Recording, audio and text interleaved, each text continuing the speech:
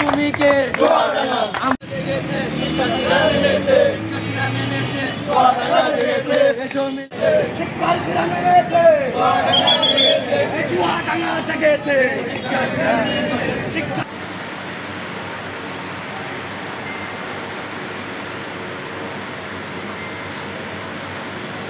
We want to control this society.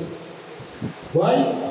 তুমি educated, তুমি ভালো জায়গায় পড়ো, তোমার বাবা তোমার সন্তান টাকা পয়সা খরচ করে তোমার এত জায়গায় পড়াইছে, এই মাটির প্রতি তোমার দায়িত্ব আছে, এই নারীর প্রতি তোমার দায়িত্ব আছে।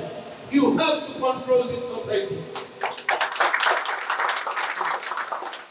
একজন রাজনীতিবিদ তার মতদর্শে এই সোসাইটি কন্ট্রোল করতে পারে না।